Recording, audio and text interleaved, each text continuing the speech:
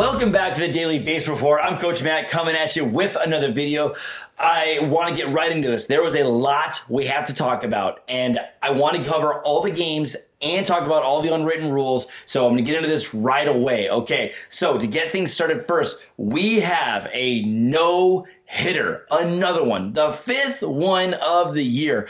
I don't know what to call this year because it's just be the no-no year because there's been so many no-hitters. It's outrageous.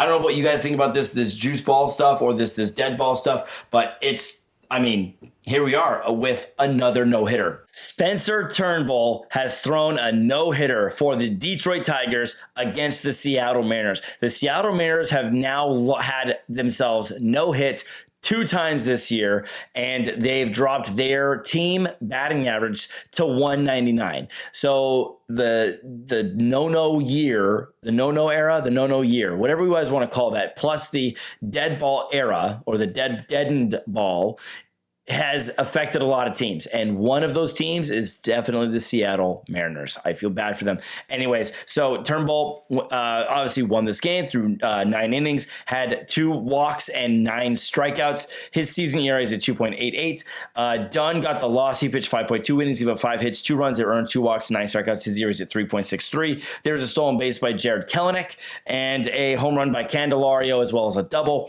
And that pretty much does it for everything in that game. Just wonderful. We're going to try and speed all of this through. Going into the Colorado Rockies and the San Diego Padres. The San Diego Padres won this game at 2-1. Bring Young Kim and Jake Cronenworth had some doubles.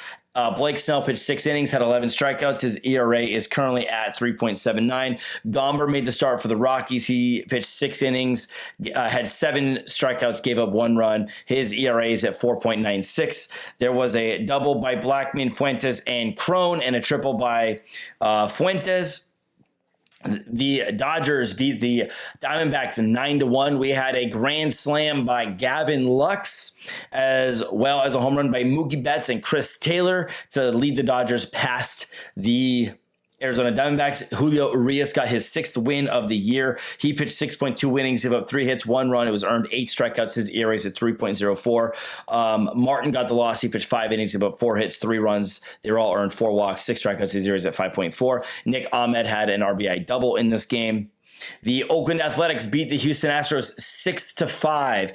In this game, Sean Manaea pitched 6 innings, gave up 10 hits, 3 runs. They were all earned, 3 strikeouts. His ERA is at 4.41. Yusmeiro Petit pitched 1 inning, gave up nothing, and had 2 strikeouts. His ERA is at 1.82. He got the win.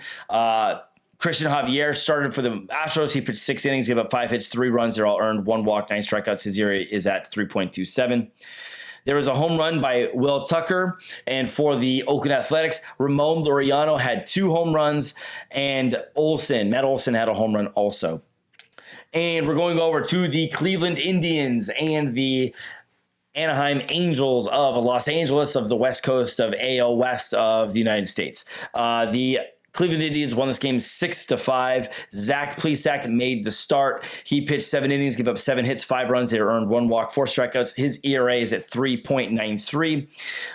Andrew Heaney made the start for the LA Angels. I don't know why that guy has a job still. He's just does not pitch well. He pitched 3 innings, gave up 6 hits, 5 runs, 4 were earned, 2 walks, 1 strikeout. His ERA is at 5.31. Justin Upton was caught stealing, and Jose Ramirez and Josh Naylor had home runs for the Cleveland Indians. And on the Angels, our Lord and Savior, Shohei Ohtani, had his 14th and major league leading home run, and he actually pimped it. He got to watch it. Love this guy. I'm a fan. Sign me up. I'm going to buy his hat. I'm going to buy his jersey. Don't worry, guys. It'll get here at some point when I eventually decide to buy them. But I do want to buy those things. So, Upton had a home run, but nobody cares. It's all about Ohtani. So that guy is just great. He went 2 for 3 with 2 runs, an RBI, a walk. He's hitting .271 with a .956 on base percentage. The guy is just so good. He's so good. Okay, going over to the Kansas City Royals and the Milwaukee Brewers. The Royals won this game 2-0. Brandon Woodruff was on the losing end, and it's just sad. He's like DeGrom. He just doesn't get any run support. He pitched 7.2 innings, of 4 hits, 2 runs, 1 earned, 2 walks, 4 strikeouts. His ERA is at 1.58. Chris Bubik made the start for the Kansas City Royals. He pitched 6 innings, gave up 1 hit, 2 walks, 4 strikeouts. His ERA is at 0.96. Michael A. Taylor was caught stealing in this game. There was that was about it. There's just not a lot that really happened in this game.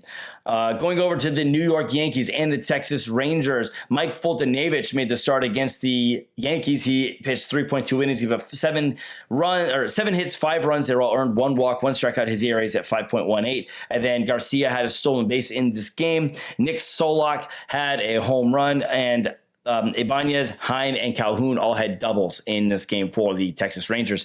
On the New York Yankee side, Jameson Taillon made the start. He pitched 4.1 innings, gave up 6 hits, 4 runs. They were all earned, 2 walks, 3 strikeouts, 5.73. I don't know if Taillon is the answer for the Yankees. I don't think so, because every time he pitches, he doesn't do well. So it's just what it looks like. Chapman got his 10th save of the year. Odor, LeMahieu, Sanchez, and Urshela all had doubles to lead the Yankees past the Rangers.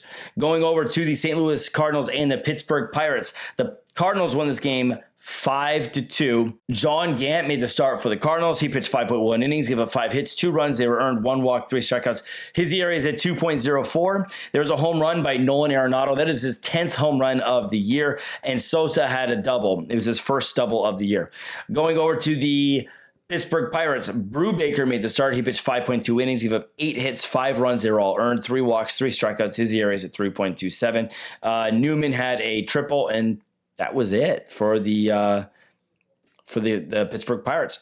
All right, we're going over to the Chicago White Sox and the Minnesota Twins. I'm actually gonna skip this game. We're gonna go back to this game at the end because I want to talk about this game extensively. So we're going to go over to the next Chicago team, the Chicago Cubs and the Washington Nationals. The Cubs won this game 6-3.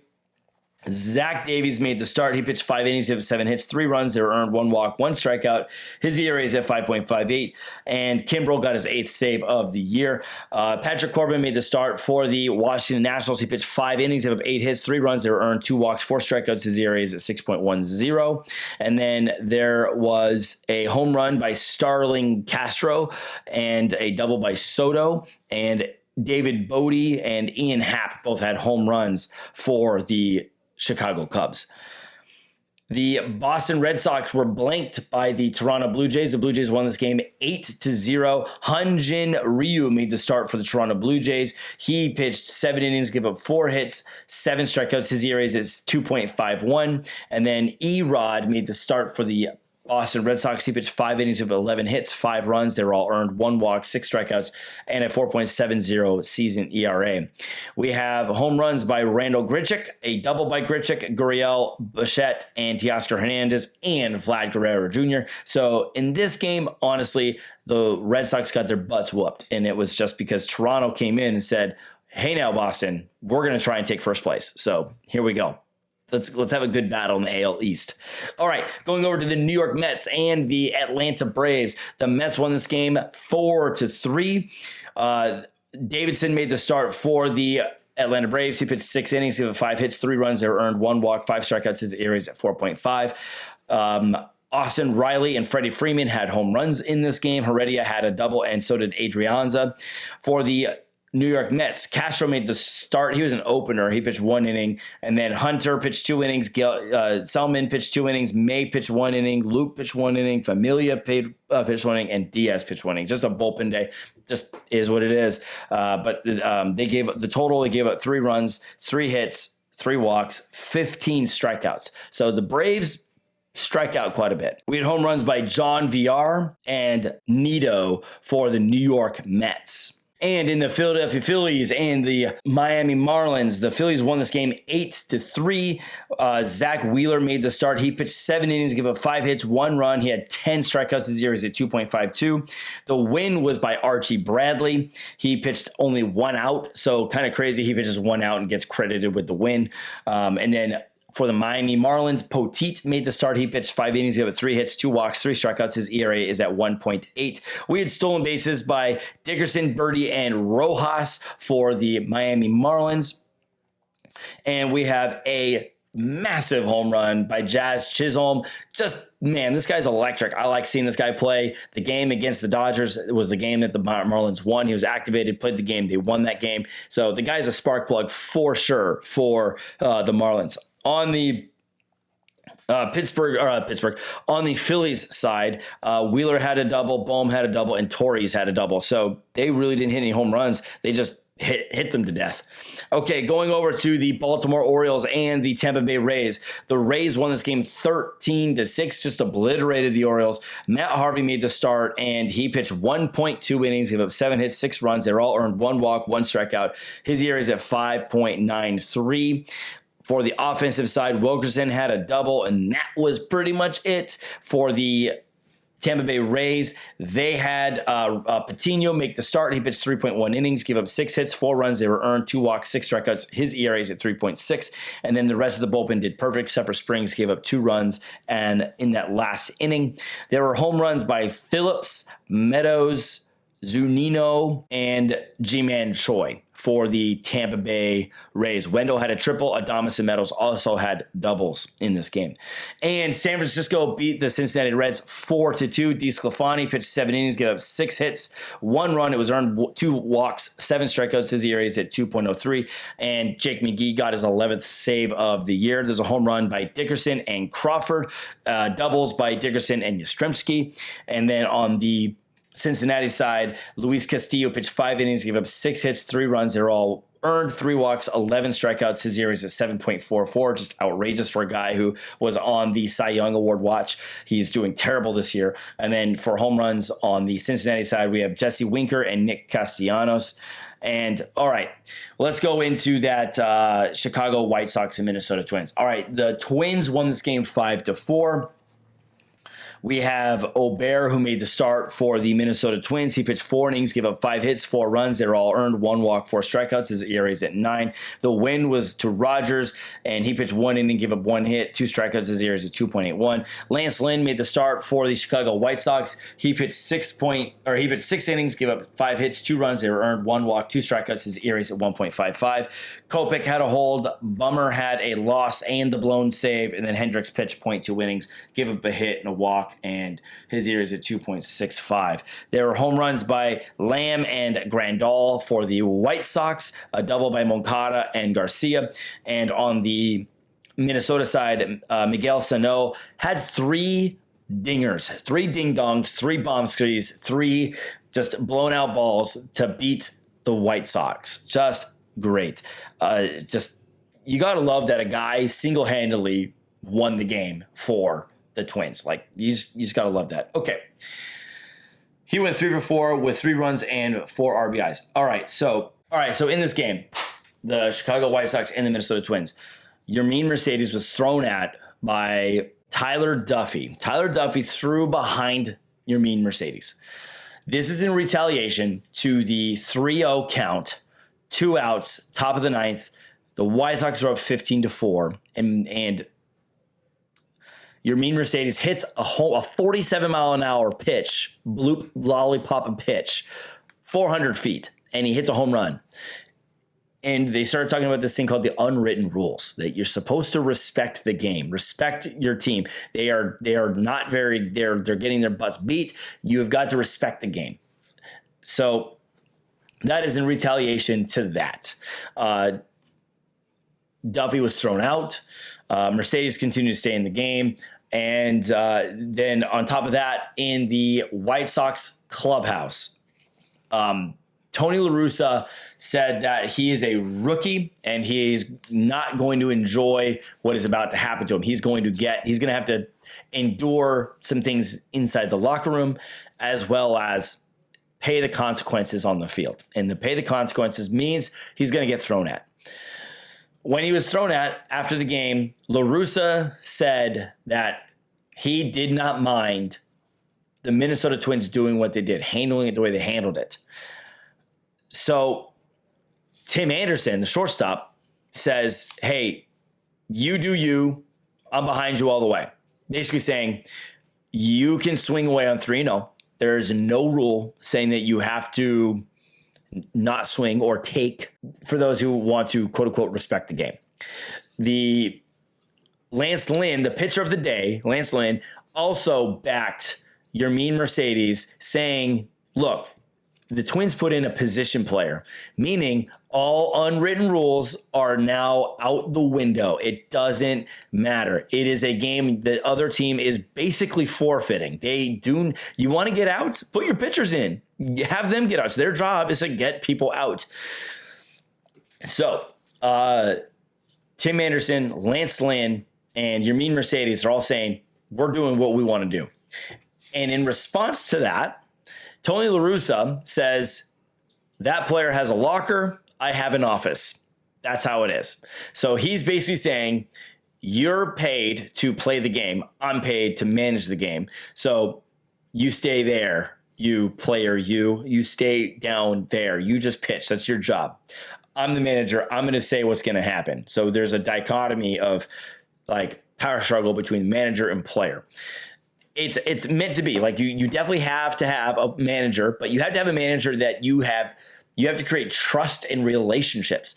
I'm a strength conditioning coach. If I do not connect with the people I work with, it doesn't matter what program I tell them to do. If I tell them to squat, deadlift, what Olympic movement, whatever movement it is, and they don't believe that I trust that it'll get them to where they want to go, they're not going to do it. And they'll half-ass it, and they're going to get no results or little to no results at all. We have got to create a relationship piece with the individuals that you're going to be with to get the most out of them. So with Tony La Russa going into this situation and saying, this guy is a rookie, he doesn't understand the game, and he is going to have to deal with the consequences. And now there's some jockeying back and forth in the locker room and on Twitter and all of this jazz. And then the opposing team does what they do. They throw at him, which is fully expected. Like at that point, it's almost at that point fully expected, because that is the old school way of doing things. You took care of it on the field. But hitting a player puts a player on first base. It doesn't take care of it. Getting the player out takes care of it. You want to take care of your business? Get him out. Be better. Like, honestly, be better. There's literally no way that hitting the player, throwing at him. We just saw the other day where, Pilar got hit in the face and broke his nose. He's out for some time. Like, you don't want to do it that way. That means you are a scum. You're the scum of the earth. If you see a player take a 3-0 count and hits a home run, you don't throw at his head. So that's first and foremost. It's no longer old school baseball because you don't do that. The health of the player is always number one. So where am I going with this? If it's 3-0 and there are still outs to get as a team, you have to get 27 outs unless you're the home team. The home team still has to get 27 outs. The away team, if you are the away team and you have to actually pitch that last bottom half of the ninth because you're winning, then you would have to get 27 outs. If you're the away team and you are winning, then you are losing, you only have to do 24 outs. It's just so you have to play all 24 outs. The game doesn't end when a position player has to substitute in for a professional pitcher. Like the game doesn't end. You got to get 27 outs. So for Yermin Mercedes, who's a rookie, by the way, who is having an incredible year, he's hitting like 360.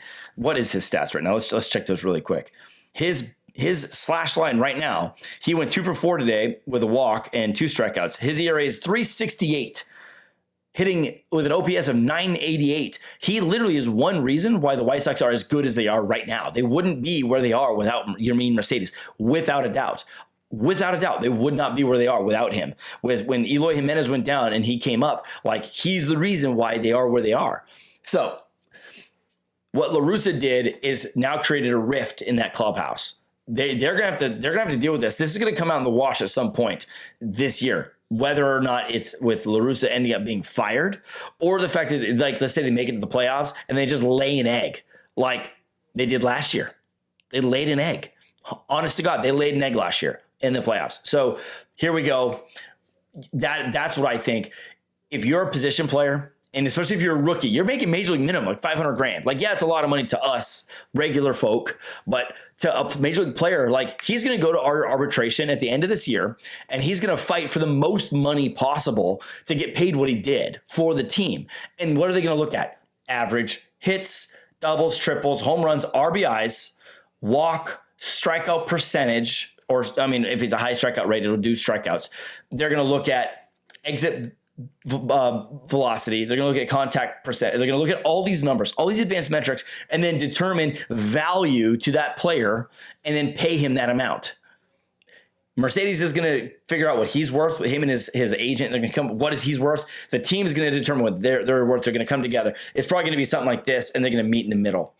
If Mercedes has 3 less home runs in 1 year because he decided to take a 3-0 count, he's going to make $3 million as opposed to 4.5 million. Like that could, I don't know what the number is. I wonder if there's a way where I could run a regression model and find out what that is. But there's no way that not hitting that home run doesn't benefit him in the long run. And if you were a player and you're standing up there 3-0, you're up 15-4, and he throws a lollipop down the middle in your wheelhouse and you hit it into the seats because you know I'm going to hit home runs. Home runs are fun. Home runs are cool. They're exciting. And it's going to make me more money at the end of the year. You better believe you're going to swing and hit that home run. Look, the unwritten rules are not a thing. Unwritten rules are exactly that. They're unwritten. It doesn't matter. It doesn't matter. If it's unwritten, it's a gentleman's game, screw it. Rewrite write it into the rule books. Write it in. If you are supposed to take a 3-0 count, why do we have counts? Like what? Why? What would be the point? Like if it's a 2-0 count, does it change? If it's a 3-1 count, does it change? No, the outcome was still we beat the pants. The White Sox beat the pants out of the Twins. That's the outcome. The outcome is a loss by the Twins, a win by the White Sox. There shouldn't be any bad blood on that. Absolutely not. So, unwritten rules, forget them. Who cares? If you want to, if you want to bunt for a hit when a person is playing, has a perfect game, bunt for a hit. Like, excuse my language. Honestly, if they're not going to defend that play, that's on the team for not defending that play. It's not on the pitcher that he's almost about to do history. There's been so many no-hitters this year. It doesn't matter to me. I don't care. Like, did they win the game at the end of the day? If they won the game, wonderful. Individual achievements are not really the end of the game here. The end of the game is winning the last game of the year in the World Series. So hitting that home run, come on. It doesn't matter. It doesn't matter. It doesn't matter. What matters is doing what you love, which is playing the sport of baseball. If you see a pitch and you're a hitter and your job is to swing and hit that ball, hit the ball. If you're a pitcher, pitch it. And if you don't pitch well, pitch better. So that's my take. Doesn't matter what the media is saying. This is it. Like, you're here to win games and you're here to produce.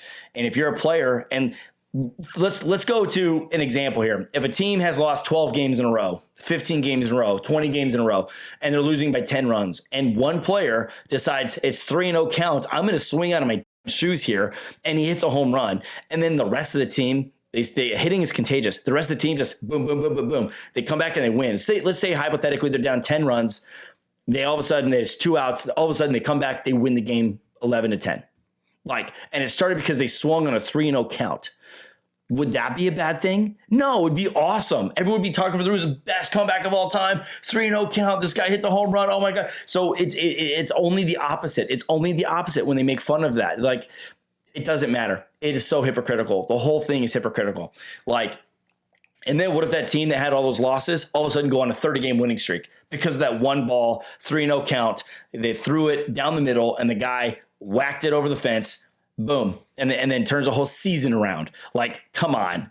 You can't just go on there and just assume that, you know what, I'm going to take this pitch because it's an automatic take. When I played in college, 3-0 counts, automatic take.